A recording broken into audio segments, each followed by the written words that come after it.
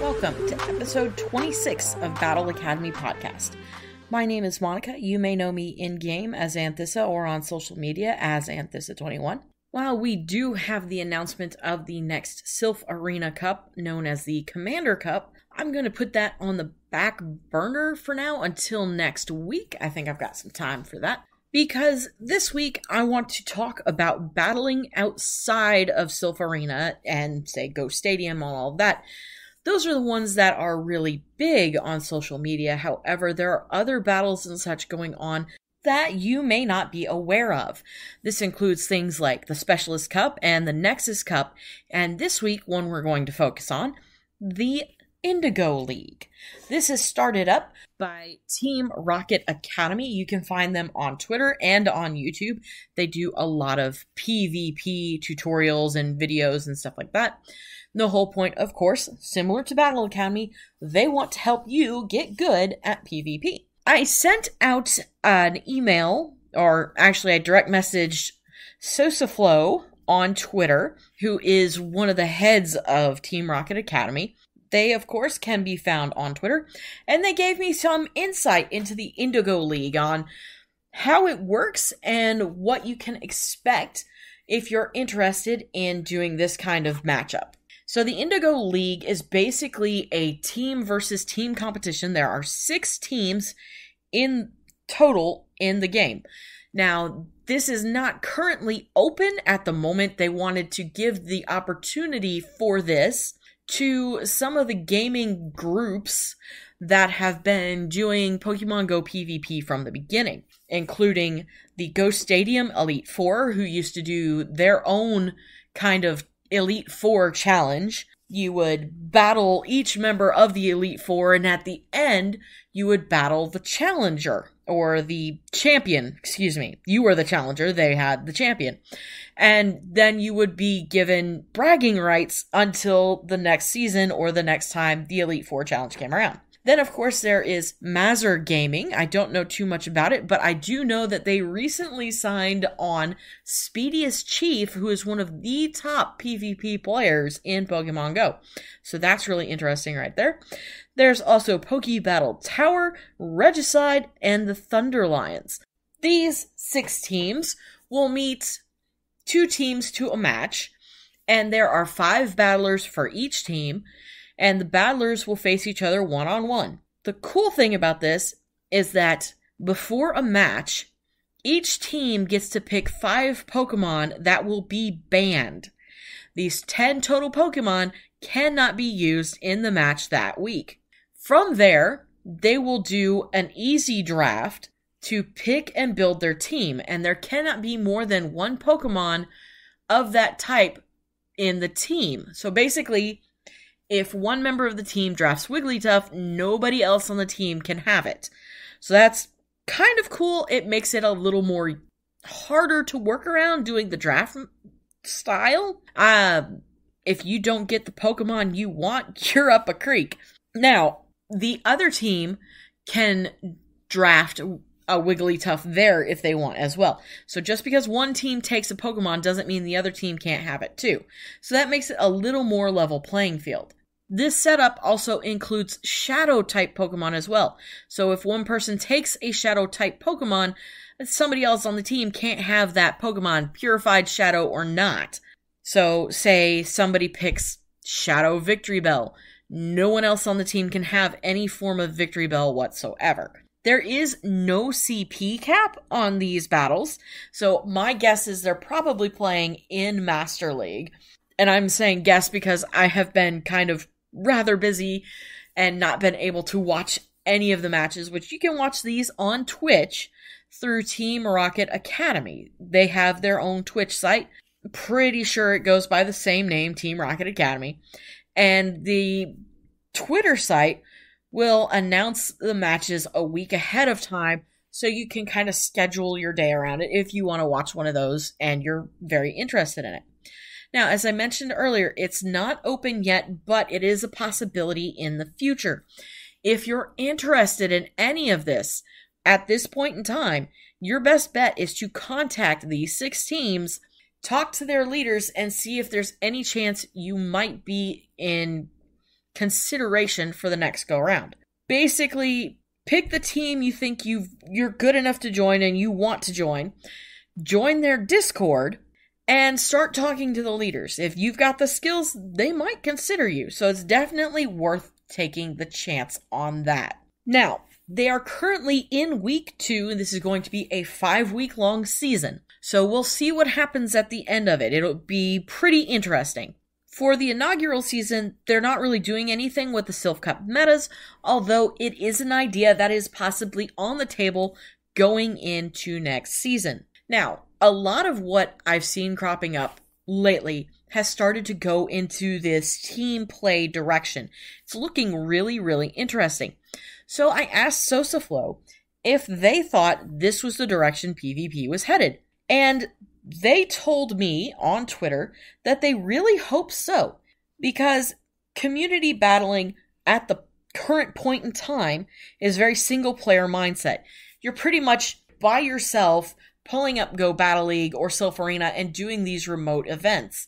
Even when we were pre-corona and pandemic, and we were meeting up for these Silph Cups and everything, even the tower battles, it's still one person versus one person in the bracket. So teams, they feel, is a good way to help develop community and continue to build community, because the entire point of Pokemon Go is community. That's why we have community days, and now this upcoming Friendship Day. The way Go Fest happens and everything like that. We're not to a point where we can get back to those live events and everything, but I understand where they're coming from, and yeah, this is a community game. The entire point is built around community. I mean, I think we can all relate, those of us who started in 2016, to the early days of running around, everybody with their phones out going, okay, where's the spawn? The joke was made that this was the one time we ever actually achieved world peace, and for what it's worth, it's not wrong, to be quite honest, because it was this very unifying thing. To be out and about with other people and saying, hey, let's go hit this raid or whatever. And it was a lot of fun to do that. And community battling, which is what these team battles look like, in my opinion, is going to be a lot more prevalent, especially when we see things like the League of Legends tournaments, all the kinds of crazy esport tournaments and stuff going on. A lot of that is team gaming, so it'll be really, really interesting. And one more thing I didn't mention, the scoring on each of these matches, and I know this is a little out of order, but the scoring goes like this. Each battler, if they win, gets a point. The team with the most points at the end wins the match. Seems pretty simple enough, especially when you've got 5 people.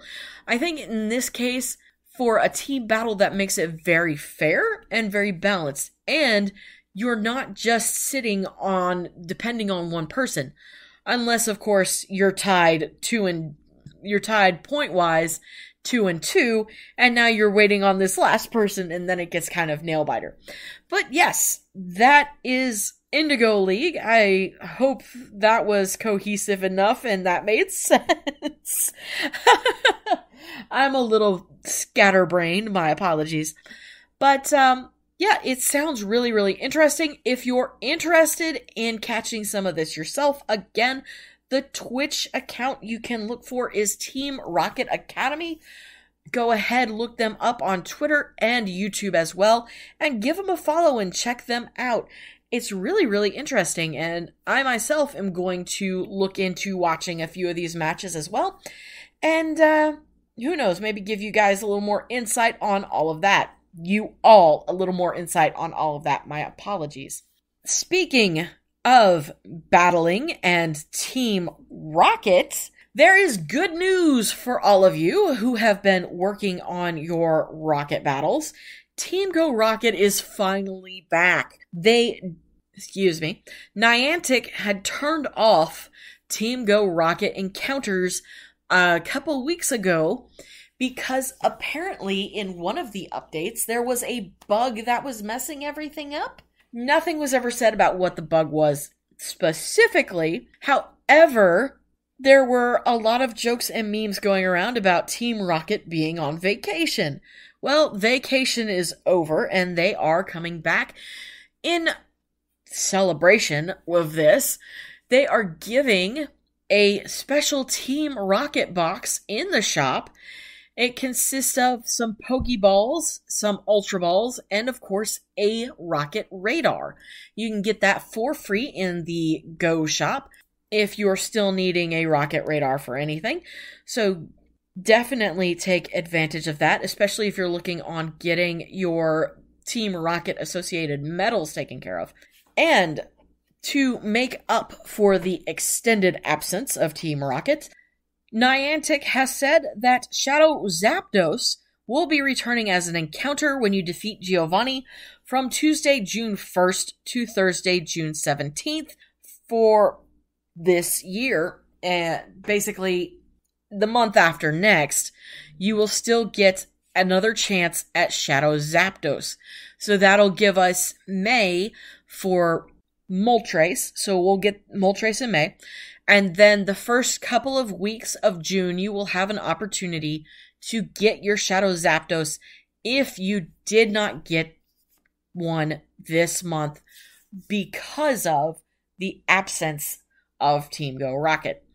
So definitely take advantage of the Rocket Box that is now available. And hopefully you can get your Giovanni encounter done and have a second Shadow Zapdos at some point, depending on, of course, what happens if they make that available to everybody. And if you need any assistance with any of those Team Go Rocket encounters, PokemonGoHub.net has plenty of guides for handling grunts, leaders, and of course Giovanni himself. However, be forewarned, they have not updated the Giovanni encounter since February, so I think it's still saying Shadow Mewtwo. So definitely do a little digging. You're gonna want some ground type Pokemon to handle Zapdos for sure. And of course, his first Pokemon is always his Persian. A good fighting type, pretty much Machamp, will help you take care of that pretty quickly. Alright. I said that I was going to put basic discussion of Commander Cup off till next week, but basically I will put team building off till next week because we still got some time for that. But let's talk a little bit about the upcoming Commander Cup for May. I believe this is going to be one of the last cups this season. Not entirely sure. But I realized I hadn't really taken up that much time in discussing the things that I wanted to discuss, so let's throw a little more in there. Alright, the Commander Cup is another unique setup. Now, Prismatic we had last month, and because I was on my extended mental health break, I didn't get a chance to cover it. So you're probably pretty well aware of it, but you are basically picking Pokemon based on the colors that they had grouped together, or whichever ones were most prevalent, like blue, white, or black. Yellow, I think it was yellow and black, or white and yellow. I forget. But you understand the gist of it. The Commander Cup is going to be like that. It's out there. The meta isn't straightforward like it has been in the past, where you just have these are the types allowed, these are the types or example Pokemon that are banned, and these are the ones you can't use, period. Well, the ones you can't use, period, as always, are going to be your Megas. They're not going to be allowed in Great League anyway, and they're going to be obviously over the 1500. Plus, they're pretty much broken at this point till they can get figured out. So, the point of the Commander Cup. You are going to choose a Pokemon to serve as your commander from the Pokemon provided, and then you are going to back them up and fill out the remaining 5 spots in your roster using Pokemon with Rock, Ice, Electric, Poison, or Psychic typing. This also allows for dual types.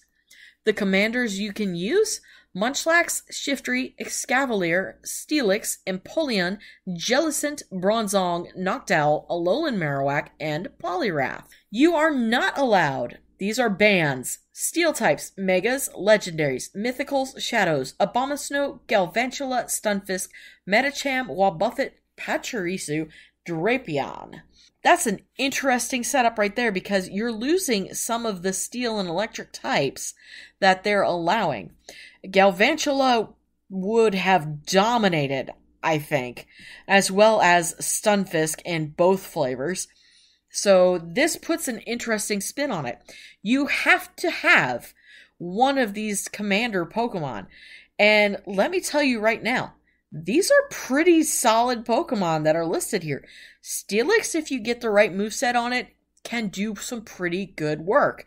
Unfortunately, it's a bit pricey to build, so you're probably going to want to look at Empoleon being a thrifty choice. Marowak, Alolan Marowak, not Kanto version. This is an interesting thing that we're not seeing the Kanto version come up, but Alolan Marowak is a good sturdy choice. Noctowl is also a sturdy choice as well. Don't knock it. Bronzong. Bronzong is going to be a pain in the butt. I can tell you that right now. Oh, lordy, I can see the mirror matches now. Oh, especially with it getting payback recently. That is going to be an interesting series of matchups. Shiftry, it's had a community day. If you've got some elite TMs sitting around, you want to put a good moveset on it. That might be worthwhile. Jellicent, new addition. Everybody's been getting it over this month for the research breakthrough. I did Pokemon of the Week focus on it, either last week or the week before. It's a very good Pokemon, so having that as a commander, that might be a good choice as well. So none of these commanders are bad choices. Even Munchlax has some good points to it. This is going to be very interesting. However, seeing good solid PvP standbys being put on the ban list is going to make you have to think on building your team. You're not allowed any Shadows, Mythicals, or Legendaries. Abomasnow. He's been tearing it up lately, so to see him on the bench this time is probably a good choice. It'll keep from seeing the same team build over and over again. Galvantula, mentioned it earlier. Stunfisk, mentioned it earlier. Medicham, who has pretty good chance of just wrecking the GBL Remix Cup. Definitely see that being on the bench as probably a good thing, especially for people who may not have been able to build one in the first place or aren't too sure about countering it either. This is going to be a very, very interesting cup. Seeing these particular Pokemon on the ban list, I mean, some of them like Pachirisu, it's a regional, so not everybody has access to it. And then, of course, limiting the typing, you're not going to see some of these other ones that would have been powerhouses either. You're not going to see anybody pull out a Tropius because grass typing is not there. Flying type's not there. So this could make some even footing. It'll be interesting, and I am kind of excited to talk about team building next week. So this will be really, really interesting. All right, I am going to take a quick little break, and then we're going to get to the back half of the show and, of course, your Pokemon of the Week. Thanks so much for joining me and getting this far. I truly appreciate it. I'll be back in 10 seconds or so.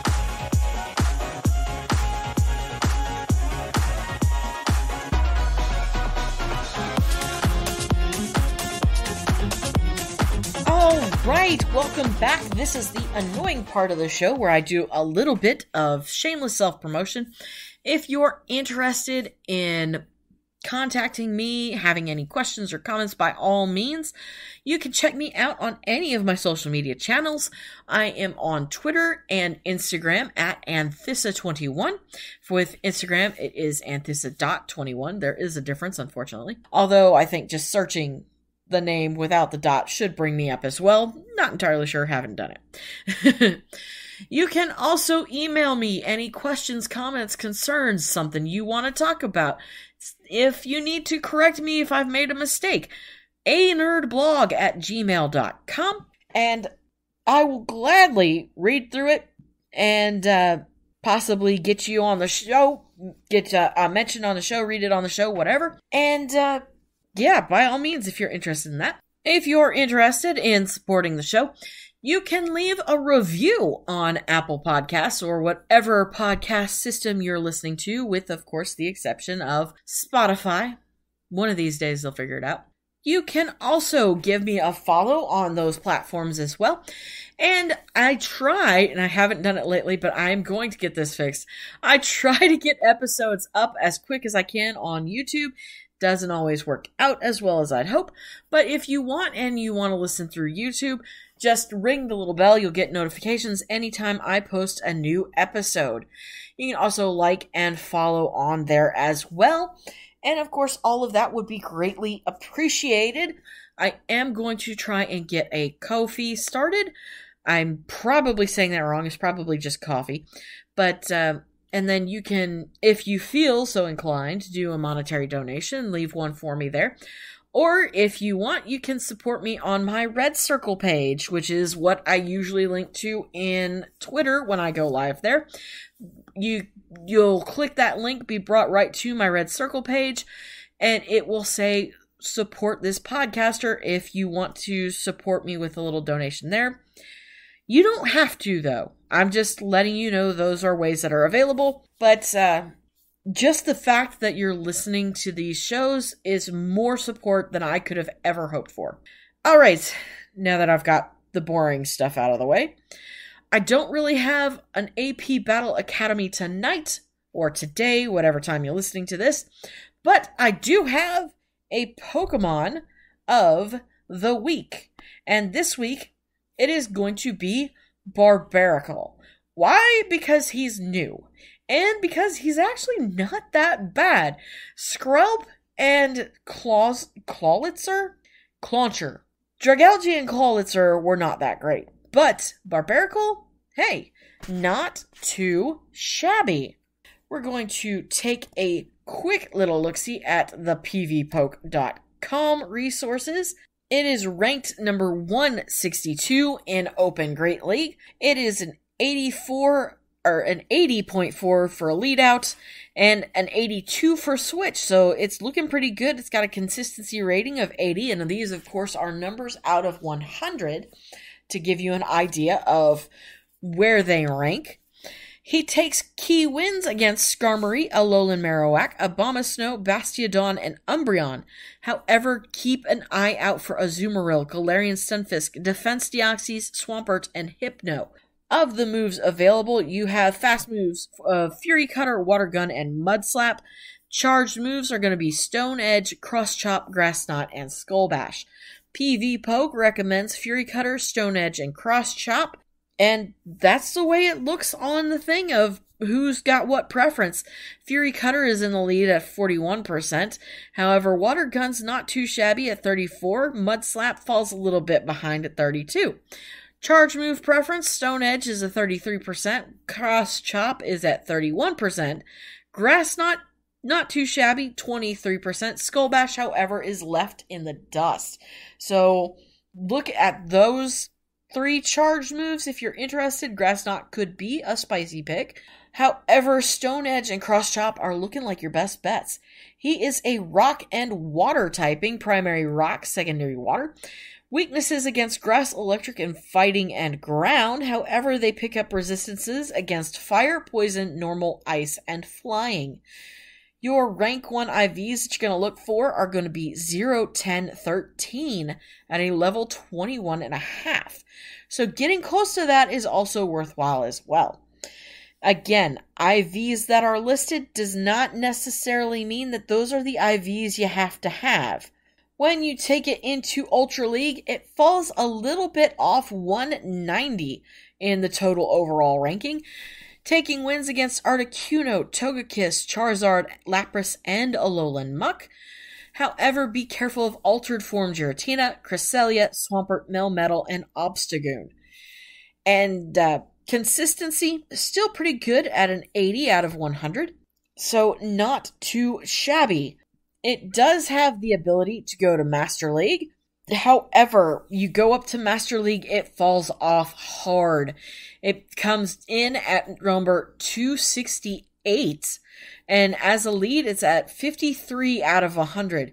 It does get some decent wins against Ho-Oh, Articuno, Moltres, Shadow Moltres, and Shadow Articuno. However, you're taking some pretty hard losses. Dialga, Giratina Origin Form, Gyarados XL, Togekiss, and Kyogre. What it could beat in Great League, it can't handle in Master League, because that Togekiss was a win for Barbaracle in Great League. So that's a whole bunch of interesting stuff going on there. And of course, PokemonGO Hub has an article from JRE, Seawolf, or JRE47 as he's known there. And basically says, it looks a little weird, but as long as you've got a stab move, same type attack bonus move, it's looking pretty good. Fury Cutter is better choice over Water Gun. And Cross Chop makes it spammy, which means you're going to be able to build that move up faster and use it a lot more. So it's going to bring pressure against other Pokemon that it comes down to, or up against, including Mandibuzz, Sableye, Zweilous, Shadow Hypno, and Mew. And even Obstagoon, who, as he says, abuses most rock types. So that's not too shabby, and of course it's going to take out Lapras, Dugong, Frostlass, Abomasnow, Skarmory, Pelipper, and Mantine. So that's not too bad.